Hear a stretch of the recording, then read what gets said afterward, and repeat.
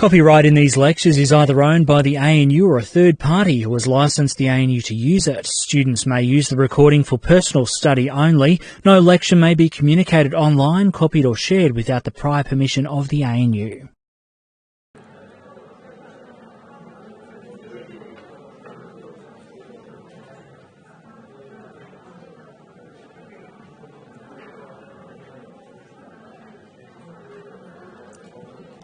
Okay, let's make a start. So, we were talking about yesterday, using this stepwise procedure to try to understand which models are good and which models are bad when you have a response variable and lots of x's. And the game is to try to work out, well, which x's are important and which x's aren't important, all the while the x's are interacting with one another, right? So it's kind of like the x's are like a criminal cartel, and you want to find out which ones are the really bad guys, but they're all bad, right? They're all doing stuff, and they all do stuff with each other, and that really makes it hard, okay? And so multiple regression is really like trying to mess around in the soup of variables and trying to work out which ones are important, given that they might be jointly important and stuff like that. So we talked about the idea of fitting every model possible. So you've got a y and you've got a bunch of x's, so fitting every model possible out of that collection, okay, and just comparing those on the basis of some type of not a test, but a comparison between some measure of model fit, okay. So if you've done a regression course, you probably know that if you want to test whether a particular element of a model is significant, you can use a t-test if you just want to test for one variable, or an f-test if you want to test for collections of variables, right? Now, t and f-tests are based on the notion that models are somehow nested, all right? So if I want to do an f-test for a couple of betas in a regression model, then what I'm basically comparing is a model that includes the variables that go with those betas versus a model that doesn't include them. And those models are nested, right? The little one fits inside the big one. And an f-test can be used to compare nested models, okay? What we're doing here is a little bit different because the models aren't nested. When I want to compare the model that has y versus x1 against the model of y versus x2, I don't have some parent model that contains both of them. I've just got this thing versus that thing, okay? And that's why I'm choosing to compare them using this R-squared measure. It's not a perfect measure, but that's why I'm choosing to do that, all right? So yesterday, we talked about using every single possible combination of the x's, but you kind of admit defeat fairly quickly when the number of x's grows beyond about half a dozen, right? I mean, 2 to the power 4 is 16, 2 to the power 6 is 64. And if you're in a position as a data analyst of having to fit 100 or more models, you kind of throw up your hands and you go, I'm just not doing that. There's got to be a better way, okay? And that's how we came to this idea of using stepwise procedures. Procedures that don't fit every model but try to work their way towards the best models. So we ran that yesterday, and the stepwise stuff is in a library called Leaps. Oh, I'm using the wrong mouse, no wonder nothing's working. Okay, and this was the code that we ran. Now what I wanted to show you first up was how you can visualise the output of that particular code. To do that, I need a new library in R, which I'm trying here to install, but it's slow. I don't know what it's doing, sitting there. So I'm just going to wait for that to happen. But in the meantime, let's talk about something else. It's not really something else, it's the same thing, but it's something I wanted to talk to you guys about as part of this broader discussion. So, you might remember yesterday we had a little bit of fun, but then it got all serious when I started to talk about p-values. and how they're ruining everything. So for many years, for probably nearly 100 years in statistics, p-values were all it. And that came from probably the 1920s when Fisher did his work at the Rothamsted Field Station in the UK. A lot of designed experiments. Now in a designed experiment, Fisher came up with this statement, and I showed you a couple of weeks ago, a few weeks ago now, his single paragraph statement which said, if the error is 1 in 20, then I choose to act a certain way. So 1 in 20 is 0.05. And if it's bigger than 1 in 20, then, I act one way, and if it's smaller than 1 in 20, I act the other way. Basically what he said. But he prefaced that with, in a properly designed experiment, and everyone just ignores that bit and goes with, Fisher said 1 in 20, so it must be what we use. And ever since then, everyone's been using 0.05 as the sort of gold standard p-value. But of course, like I told you when we talked about Fisher earlier on, almost all data these days does not come from designed experiments. It all comes from observational studies. So the difference is that in a designed experiment, this variable x that you're going to use to explain this response variable y is generally not so much measured as controlled. So in a field trial, which was the sort of thing Fisher was doing, x might be the amount of water you give a crop, or the amount of fertiliser you put on a crop. And you can measure that out pretty damn accurately. And so those x's are, for all intents and purposes, fixed. They're not random. Okay? And so you've got the actions of this controlled, not random thing, x, on this random response, y. And there, Fisher said 1 in 20 is the right thing to do. These days, of course, you measure x and you measure y, and x is subject to just as much variation as anything else. It's not controlled. And so Fisher's statement actually doesn't hold anymore, but people still use 0.05. So this has been going on, like I said, for nearly 100 years. Not so long ago, about 4 or 5 years ago, 2014, this paper came out in Nature. So Nature is one of the probably 2 great science journals. There's Science and there's Nature, right? So, you've probably heard of journal impact factors, which are a measure of how, cited journals are. And, so most statistics journals have impact factors of like 1 or something like that, very low. Nature has an impact factor, I think, of about 30, and it's the highest impact factor there is, right? So a lot of people read it. You've probably read it. It looks like a magazine, but there's actually some serious science in there. In 2014, Nature published this article, P-values, the gold standard of statistical validity, are not as reliable as many scientists assume, right? And so there's this article which I've linked on the interesting links page, which talks about what is wrong with p equals 0.05, okay? So I'd encourage you to read this. We're not going to read it out loud here today, but I do want you to sort of start to take on board this idea that p-values should not be for you a method that will always work and that you can just rely on inherently to produce the right answer every time, but they should become another tool that you can use. So I'm not saying don't use p-values, I'm just saying treat them the way you treat any tool, right? It's evidence towards some kind of hypothesis, but it's not the hard and fast evidence that people have assumed for 100 years. So have a read of this article, it's really interesting. Look, when this article came out, it was like someone walking into a crowded theatre and yelling fire, right? People went nuts, right? Most of statistics ducked and covered because as a profession, this is what we've been doing for 100 years. And if someone comes in and suddenly says, what you guys have been doing is all wrong, it causes people to get a little bit, what do I do now? Right, so statistics kind of ducked and covered. Some disciplines, the disciplines that rely heavily on 0.05, just shrugged and ignored it. So if you read medical journals and psych journals, they're still doing all this stuff, right? There is one journal that I'm aware of that banned p-values. They won't publish a paper that's got p-values in it.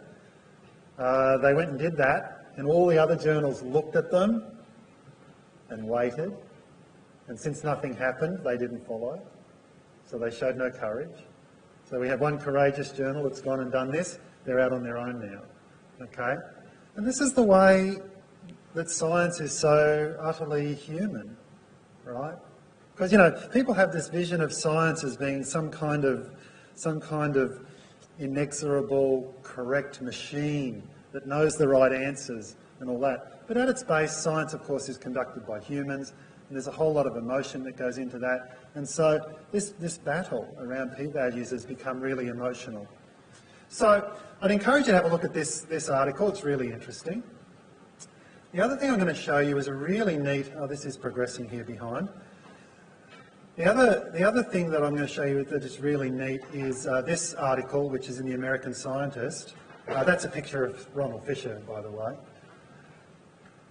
And it's by a couple of statisticians, one of whom is really famous, Andrew Gelman.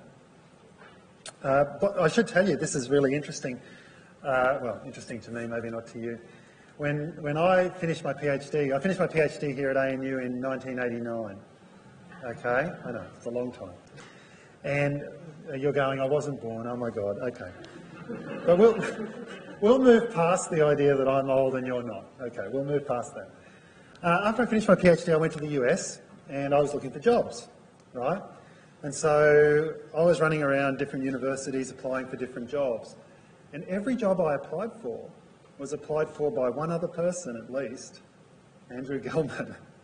So Andrew Gelman and I ran into him all the time at interviews. It was kind of a bit awkward, right? Anyway, the good news for me was that I got hired at Stanford, which was awesome, and they didn't give him the job. He got offered jobs that I didn't get offered, which were very good jobs. He's at Columbia University. You know, when you go out on the job market, the employer is taking a bet that you're going to somehow succeed, right? And so you look at Andrew now and me now, and I'm here at ANU, which is fantastic.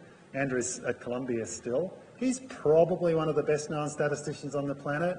I'm nobody. That's cool.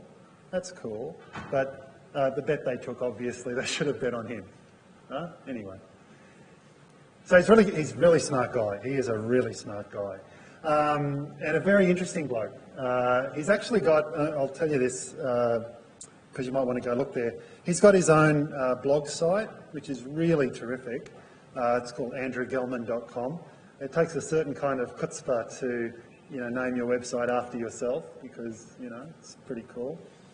And so a lot of his, and he posts there absolutely every day, something different. So he's a really interesting guy. He's got a lot to say about the crisis in statistics and the crisis in science.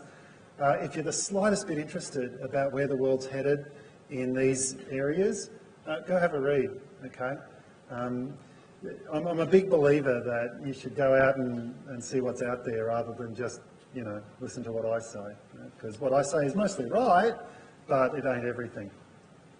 So anyway, he and a co-author, Eric Loken, I think Eric was his PhD student, they came up with this rather nice expression to talk about why the use of p-values and the way testing is done in statistics is misguided. And they called it the Garden of Forking Paths, which is a really kind of curious statement or phrase. And what it means is this. So to people who are in science who use statistics, one of the ways they view statistics is as a pathway from data to discovery. So they have their data. They might have hypotheses and all that sort of stuff underlying their data, but their data is their data. And then on the other end of that process, there's some scientific discovery.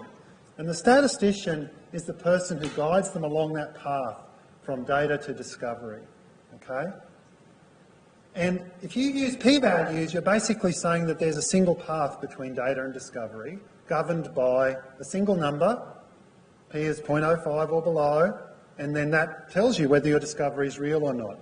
It's a beautifully simple way of looking at life, right? Unfortunately, like most simple ways of looking at life, it's hopelessly wrong. Life is not simple. Right? Life is hideously complex. You may have noticed, right?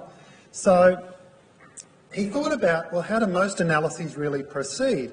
And the answer is, from the moment the statistician gets the data, the statistician starts to make decisions. And these decisions are around what type of model should I fit? How many variables should I include? Are there variables I'm missing? And all these different questions. There's literally hundreds of decisions that are made in every single analysis. Okay? And each one has an error associated with it. So he called this the garden of forking paths.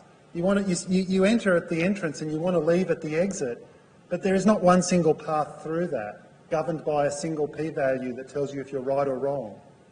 Okay? And of course, as you go along this garden of forking paths, you take wrong turns. And when you take wrong turns, you commit errors. And those errors might compound. And so that number, which is what's the error at the end, might not be just a simple 0.05 based on a single test. It might be an accumulation of errors over literally dozens of decisions and tests that you've done. And so the true error rate is not 0.05 at all. That's just a fantasy. It's some accumulation of all the little errors you've made on the way through. Okay? So it's a really nice way to think about this. It's a really complex way to think about it too. And it's a very challenging way to think about it, right? One thing I've discovered about humans in years of interfacing with them, I am human too, but I like to talk to the other humans, is that people love certainty. People crave certainty. Tell me what's going to happen and be right, okay? And yet statistics is all about uncertainty, and what I'm telling you now is it's way more uncertain than even you thought. It's not just do a single test, find the right answer. No way, no how. So this article talks about this garden of forking paths. Really fascinating article, okay, and well worth reading as well. And look, you know, this has very little to do with graphical data analysis, and I get that. And you're sitting here in a GDA class going, why is he talking about this? And the answer is, when you leave university having done a degree that involves statistics, you've got to read this stuff, right? You're not educated if you don't read this stuff. And by that I mean it's great to come out knowing about every F test and every chi-squared test and every T test under the sun. But if you don't know this stuff, you're going to do it wrong in the end. And that's a real problem. So I really would encourage you to read this paper. It's really cool. So have I made that link live yet? I haven't. Let me make that link live. The other one's already live. This is how I have to do things in Wattle. Here we go. Let's go down to that link. Boom, boom, boom, boom, boom. Where is it? All the bits that say hidden from students. There's stuff I'm going to talk about later, huh? And now you can see that one. There you go. All right, has R finished doing what it's going to do in the background? Finally. Okay, we can get back to it.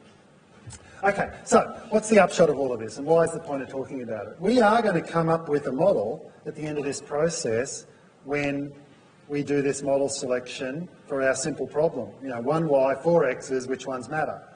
So we're going to come up with a model. Nobody should be under any impression that this model is somehow right. Okay? There is no right.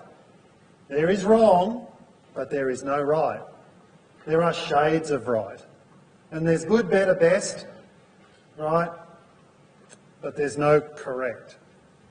Okay? All models are wrong. All models are wrong. So what we're going to embark on is essentially trying to work out which ones are better. All right, so let's go ahead. What's going on? Error in call. Oh, I haven't got Y and X loaded, so let's go ahead and do that.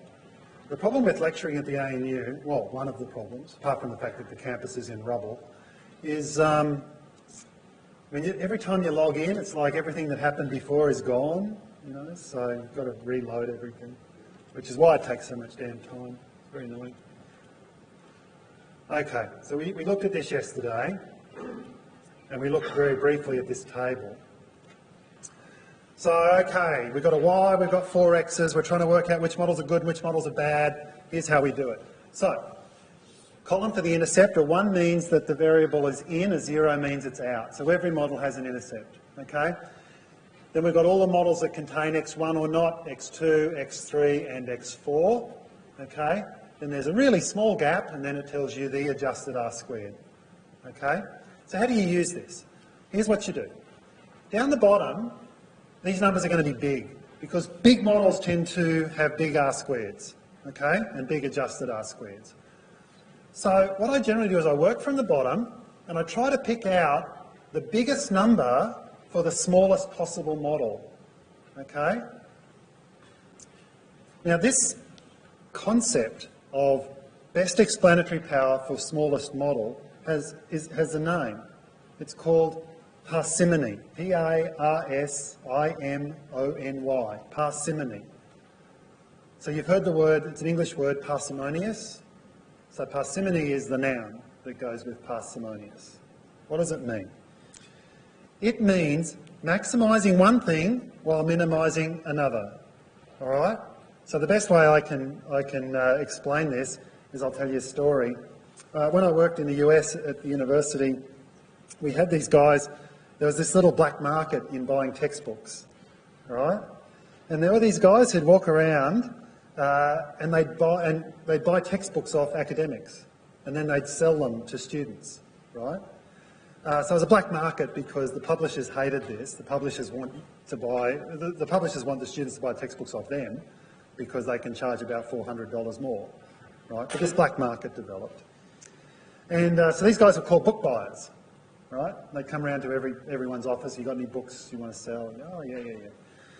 I made some good money those days. I just started out. I didn't have a lot of money, so selling these textbooks was ideal because the companies would send them to you, usually unsolicited, and so you go to your mailbox, there'd be all these bloody books there, and then you're stuck with them.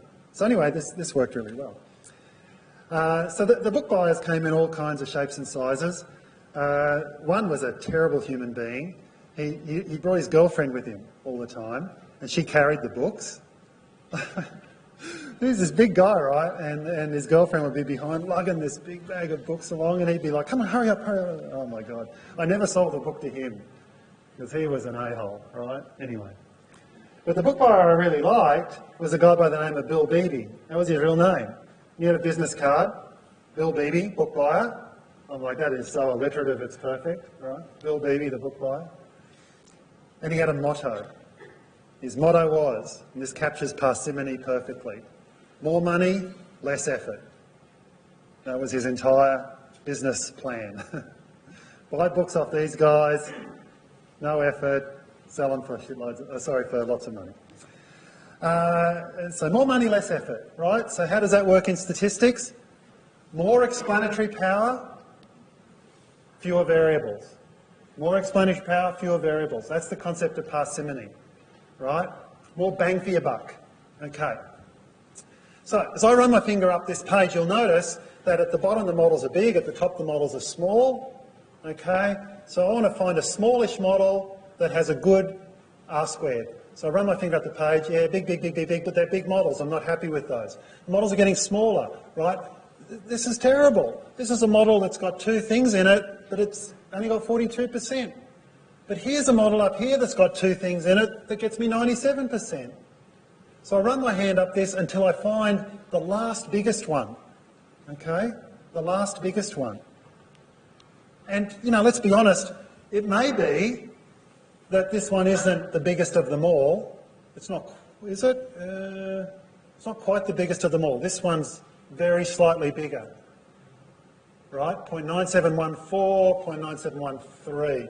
So this one is a tiny bit better than this one, but this one here has 1, 2, 3 X's in it, right?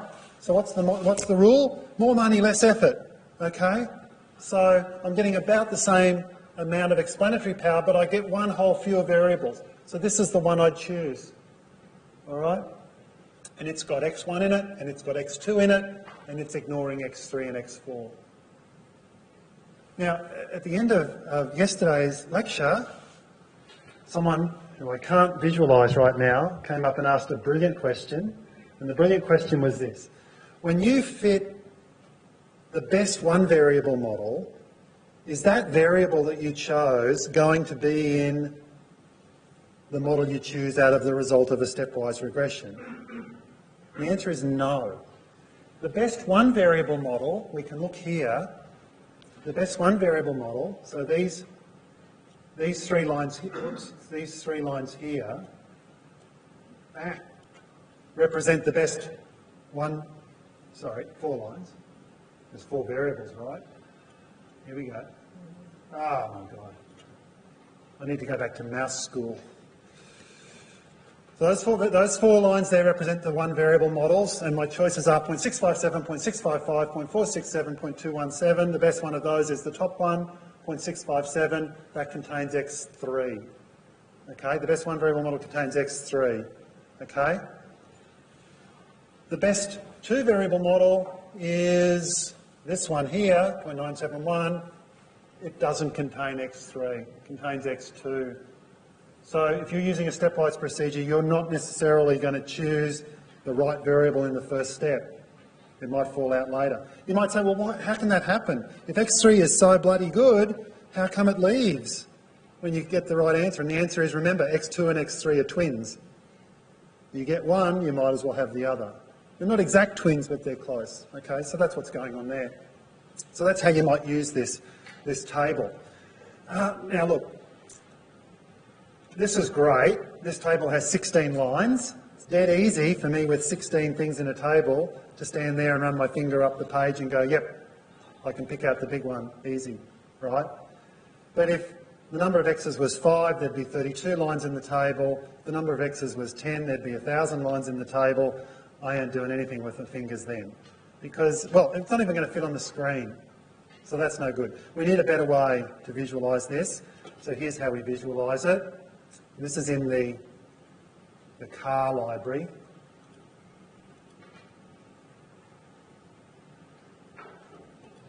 I'm going to show you a picture. I'm going to talk about the R that does it. Where is it? Okay. So here's my picture. So what it is, it's a plot of subset size, so number of x's, versus adjusted R squared, and the variables are then listed. So it's basically a plot that shows you what the adjusted R squared is for every model that you fit. Now you'll notice that at the beginning, when you've got relatively small numbers of variables, the R squared's kind of small, right? It rises quickly and it sort of goes up steeply and then it flattens out. So the sweet spot is where it starts to flatten out. So for me, I'm not going to choose a one variable model. The best I can do with a one variable model is about 65%. But with a two variable model, I can get all the way up to 97%. I'm happy with that. So I'm going to choose a two variable model based on this picture. Now, there's something that's not quite right with this picture, which is that, look at that. What the hell is that? Right? That's a lot of different models all crowded on top of one another. So what I'm going to do is I'm going to take this picture and I'm going to zoom into that little slice, right? And look at this under a microscope. So let's do that. If I zoom into that little slice, so now you'll notice that the y-axis changes from going from roughly 0.2 or 0.1 up to 1 to going from 0.96 up to 0.975. So it's just that little slice at the top, okay? And now I can see more clearly what's going on. Even then, there's still two sitting one on top of the other. I'd have to really slice it thin to see those separately. Okay, so that's just showing me the top of a plot. So this is a really good way to visualise what happens when you fit an all subsets regression. Okay, you'll notice we haven't yet fit the models using a stepwise procedure. We've used all subsets. I'll show you the stepwise in a minute. But for the moment, this is one way we could go. Now let me just show you the R to produce that plot. Again, I apologise for having to move windows around all the time, but my screen is too small. I need a screen like that one up the back. Yeah, there's a screen back there. Is it so I can see what I'm doing? Well, I got this one. Oh, anyway, weird. All right, so what's the R code look like? Okay, so the basic command is simple.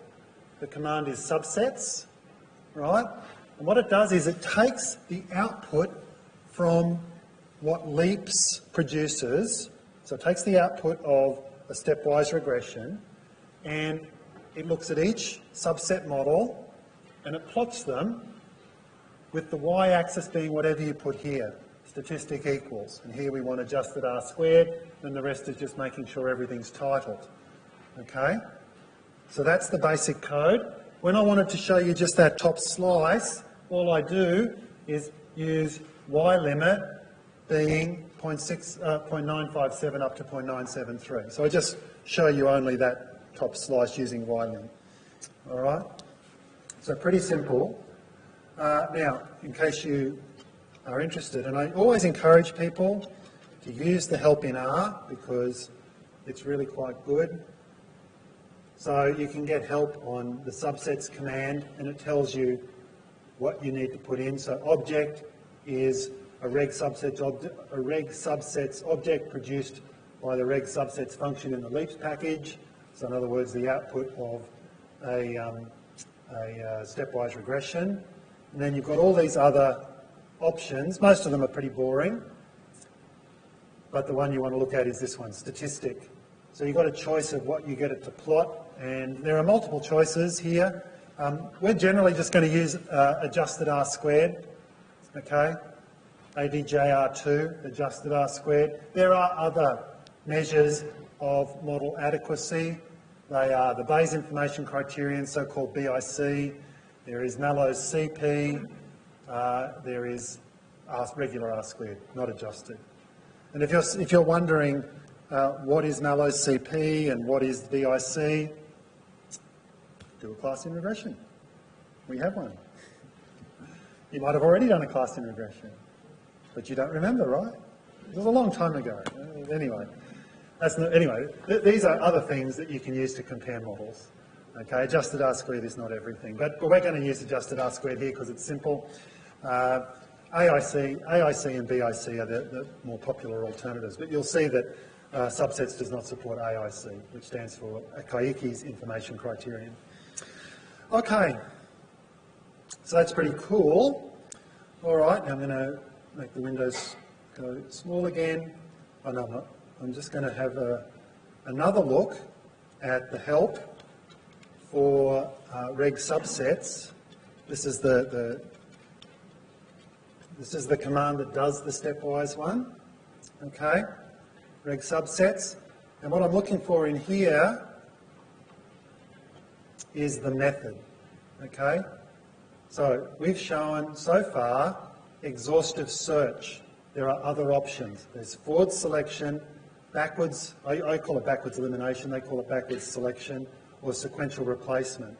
And you go, but it doesn't tell me what the options are called. That's why, this is something that's always good to know. At the bottom, there's generally some examples in all the help files, okay? Well, none of them here say methods, so I'm going to have to guess. This should be fun. So let's go ahead and do that. So I'm going to go back here. So this was the one with exhaustive. Okay. So reg subsets, you give it your Y, you give it your X, you give it your data frame, number of models, and instead of method equals exhaustive, I'm going to take a punt here and type forward selection. Okay, let's see how that goes. Warning message. I love R's warnings. In warn.extra rval, model with initial 2 variable was better and is reported. Ooh, I've been reported. Oh my God. Don't worry, I'm not worried. It's because I went n best equals 10 and it wanted to exceed 10, which is fine. Okay, so this is what it does. This is what it does when it uses forward selection. You'll notice this doesn't have 16 lines anymore. It has 1, 2, 3, 4, fits every one variable model. Okay, it chooses one of the variables, then it fits only the 2 variable models that involve that variable. Now you're going, well, there should only be 3 of them. There's 4 of them. That was what the warning message was about. Come back to that in a second.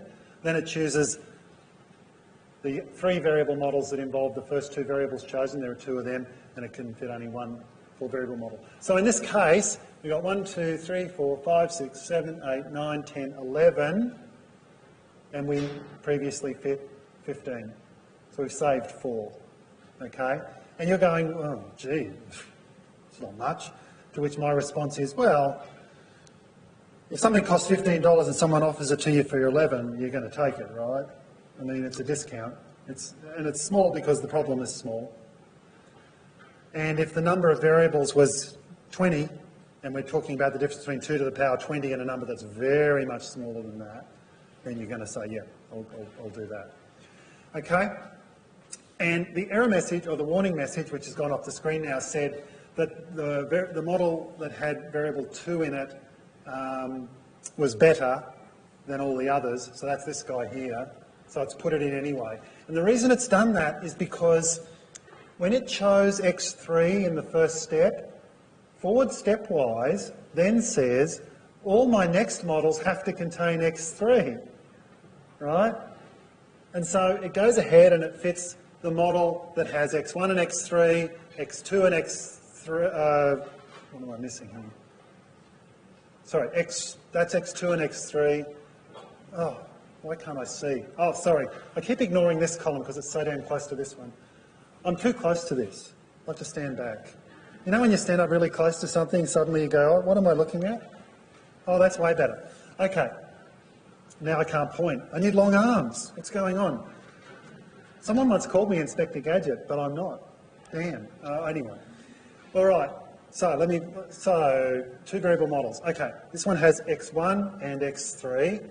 This one has x3 and x4. And this one has x2 and x3. So they're all the models, these 3 here, are all the models that have x3 plus one other thing. Now, Stepwise should not have looked at this one because it doesn't contain x3, right? But the error message, but it had a sneaky look. It had a sneaky look. And when it had a sneaky look, it goes, hang on, that's better. So it says, model with initial variable 2 was better and is reported. So it tries to correct its problem. When it gets deep in the algorithm, it's not going to be able to do that, right? Because it has to look at too many models. But I guess in simple problems it does it, and so on. So, again, same process now. You try and pick the model that has the best adjusted R squared based on that. Now, if I go back here and I change to method equals backward,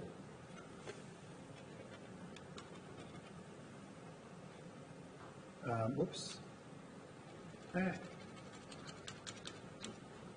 All right.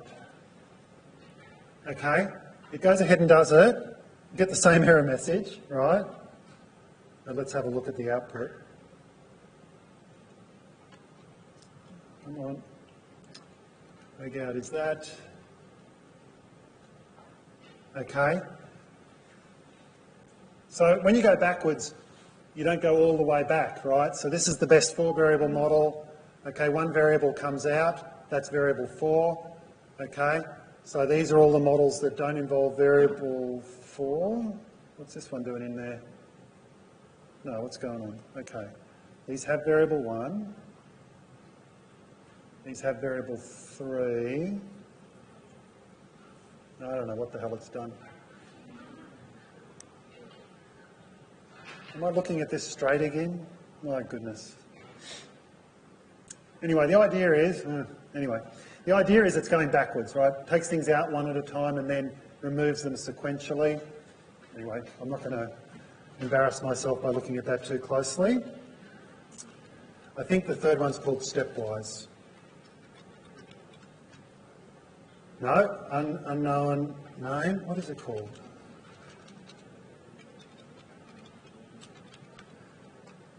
No. Sequential, thank you. Sequential. No. Okay, I'll have to go and look that up. I've forgotten. R is big and complex, right? You know. People say to me, how do you remember all this R? I go, I don't. Remember the golden rule in life, of course, right? You remember what you use every damn day, and everything else you forget. That's how life works. So I have for the moment forgotten that. But we'll come back to it later. So this is a way you can run these stepwise regressions. Now, okay, here's a couple of things that you've always got to keep in mind when you're doing stepwise regressions. The first thing is you don't necessarily get the right answer even though the algorithm will give you a single answer. So don't confuse getting one answer with getting the right answer. When you fit an all subsets regression, you get 15 answers and you've got to choose from amongst them in this case, right? You've got to choose the best one out of the 15. The stepwise procedures, they try to identify a single model that's the result of an algorithm in which the best model is chosen at each step and then they build on that. But if it never looks at the best model, in truth, then you're not going to get that as your answer. So even though it gives you a single answer, it may not give you the right answer. Similarly, if you use forward selection, you might get a different answer than if you use backwards selection. Okay? Now here's the best way I can explain this, and it's to go back and look at these pictures again. So, remember the plot that we, remember this plot, we'll go back one. This was the plot of every single model, right, with its R squared, okay? So, all subsets regression is the whole plot, right? Every point. Every model that could be fit was fit, the R squared was plotted, okay? What does forward selection try to do? It says, okay, I'm going to choose the best one variable model. I'm going to use that as my jumping off point. So it fits all of these, and then it starts here. And then what it says is, I'm going to only look at models that contain the variable I started with. And so you don't get all of these, you just get some of them. Okay? And what it's trying to do is it's trying to stick near the top. Okay? Because it chose the best one variable model, so it's trying to stick near the top. So the idea is you want to climb this mountain. So think of this as a mountain, you're going up, starting at the bottom, you're going up. You're trying to climb this mountain by climbing from top bit to top bit on each sector. Okay? Now, sometimes, you know the way mountains are, to get to the top, you can't always go peak to peak to peak. Sometimes you have to go down and around and then you find another way back up. Okay? That might be what the truth is. This algorithm says I'm going to go from peak to peak to peak to peak and hope for the best. That's what it's trying to do. So it's carving a path up this mountain with a strategy, peak to peak to peak. Okay, that's forward selection. What does backwards elimination do? Backwards elimination starts at the top of the mountain and it's trying to get down. So it's going trough to trough to trough to trough, right? It's trying to find the fastest way down, descending the most at each step. Okay? Now, imagine two people. One's going from the bottom of the mountain trying to get to the top. The other one's going from the top of the mountain trying to get to the bottom. They're using different strategies. This guy's using peak to peak to peak to peak. This guy's using trough to trough to trough to trough. Do they meet in the middle? Not necessarily. Right? They can cross. This guy's gone down, this guy's gone up. Right? In the middle, this guy might be up here, this guy might be down here. They don't meet in the middle. When they don't meet in the middle, you're going to get different answers. Okay? And the reason is because these strategies don't fit every damn model. Right? If you don't see every model, how can you know you got the right one? You're just taking a bet that the strategy of going peak to peak will get you to the top. Okay? Usually it does, it doesn't always. So if you actually use these different methods, you don't necessarily get the same answer. Now, the data set we're looking at here, you do get the same answer. Pretty simple data set, very simple structure. X1, X2 is the model you end up with in both cases. But there are plenty of data sets where you don't get the same answer coming up as going down. Okay? And that's a problem. So, stepwise procedures are really terrific because in some sense they're automatic, right? They give you a really simple way to get a quick frame on what good models are, but I just encourage you not to take the answer, the single model at the bottom, and say, that's my model, and no other models will be thought about, right? What I think stepwise regression can do for you is it can identify for you a class of good models and a class of not so good models. And then the answer is likely to be one of the better models, not one of the worst ones. But you shouldn't think of it as giving you a single rolled gold answer, all right? Which of course brings, that was good. I like that sound effect. Whoa. I wish every time I said something wise there was a ding. I was like, oh, God noticed. How nice. How nice. It's sort of the opposite of when you do something bad and the lightning comes down and hits you. That's God getting his revenge. Or her revenge. Anyway. Okay. All right. 5 minutes to go. But I want to start talking about something new. Now, normally, what I would do is I would just plough ahead, and after 5 minutes I'd say, remember where I got to. And I know how unsatisfying that is. So I'm going to encourage you guys to spend the next 5 minutes doing something fun instead. So we're going to finish there. You guys can go and enjoy the beautiful sunshine outside. Because rather than start something new that I can't finish, I'm going to exercise some self-control for a change. So there you go. So tomorrow we'll talk about some different techniques for regression. Alrighty.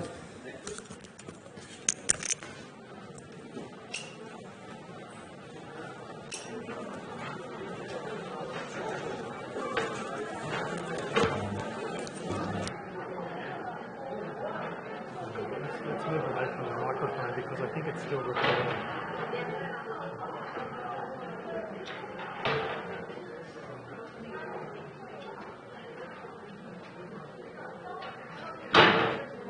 One time after lectures when I finished early, everything got recorded. That's no good for anybody, is it? So that's fine.